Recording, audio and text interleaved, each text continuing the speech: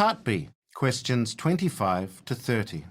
In this part of the test, you'll hear 6 different extracts.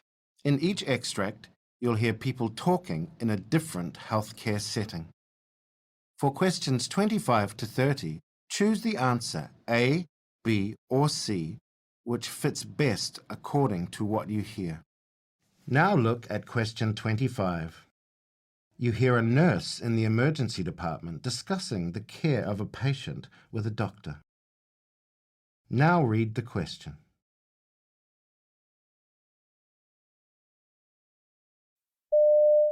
So, who have we got here? This is Adam King. He was brought in with a dislocated shoulder. He has Marfan syndrome, so we've seen him before with this. Last time he was here, the shoulder popped back in while we were putting his arm in a sling, and he was able to put it back in himself just by relaxing his muscles, but he's in quite a bit of pain right now, so he's having trouble calming down and getting those muscles relaxed. Right, I see. So, do you want to start with some nitrous and some pain relief? Yes, I think that's best, just until he calms down.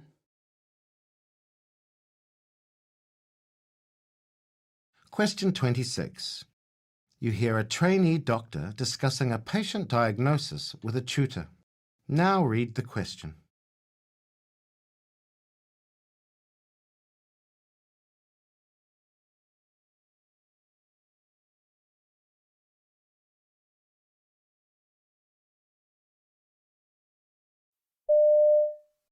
Let's have a quick chat about the diagnosis for Janine in Ward 2. Yeah, I was a bit unsure about that one. Because it's a young patient, it's not going to be diverticulitis or... Well, it's possible, but she is young, so yeah, it's unlikely. So, what do you think? What else could it be? What else happens in the bowel? Something common. Think about common things. Bilateral lower abdominal pain? Because it's like radiating into the back? Yeah, something very much more common than that. Gastroenterological? Yeah? I can't think. Possibly related to diet? Celiac disease? Perhaps, but there's not a lot of other symptoms pointing to that. What else would give you discomfort in the bowel? Lower abdominal pain. I suppose if they're just constipated. Right. Yeah. Constipation.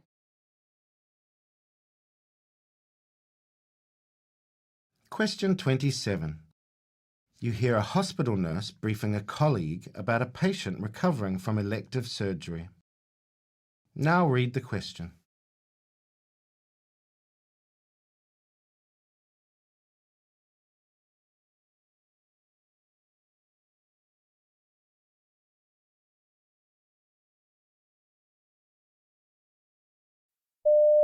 So, who have we got in bed 8? Bed 8, Mr. Bernard Chambers, a 50-year-old man, had an elective bilateral inguinal hernia repair this morning. His wound is covered and dry and his post-operative observations are stable. Temp is 37, his blood pressure 140/70. He's already started eating a little and his walking is tolerated. Analgesia is written up, but he hasn't needed anything. He's planned for discharge tomorrow. His wife can pick him up. And he'll need a sick certificate for work before he leaves. Can you make sure he gets that, please? I asked the ward clerk to copy some post-op information for him, but I haven't had a chance to look through it with him. Question 28. You hear 2 hospital managers talking about an information session for people who want to do voluntary work. Now read the question.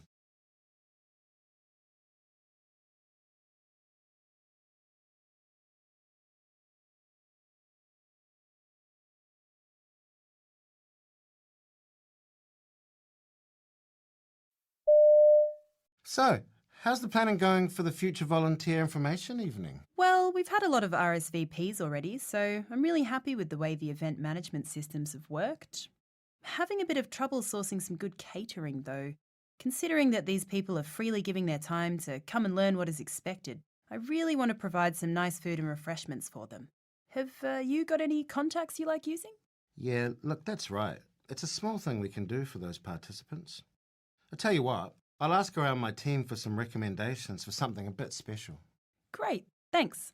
I really appreciate it.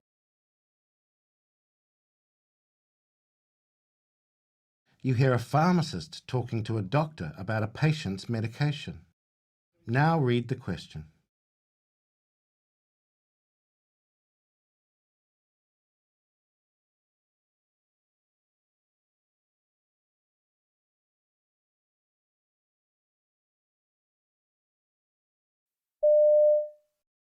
Sorry to bother you, Dr. Anderson. I just wanted a quick word about Mrs. Campbell's prescription.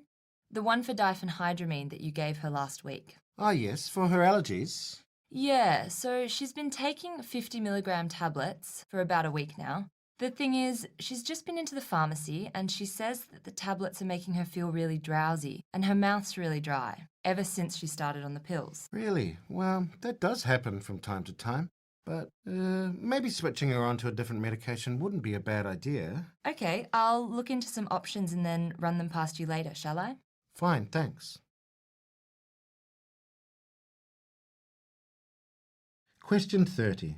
You hear a doctor advising a patient about a change in medication. Now read the question.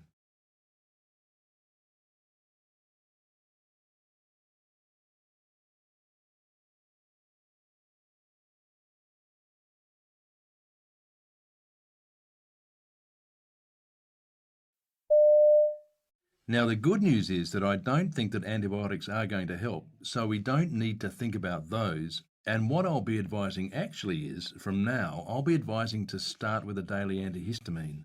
It's called cyterizine. I'll write that down for you because it is cheaper to buy than it is on prescription.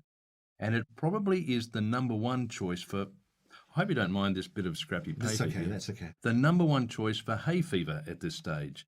This is 1 tablet a day. Now, for most people, it's absolutely fine. One person in about 100 gets a bit drowsy with this, so if you find when you've taken this that you get drowsy, then it could be this, and we maybe need to think of other options, and we'll come back to talk about that.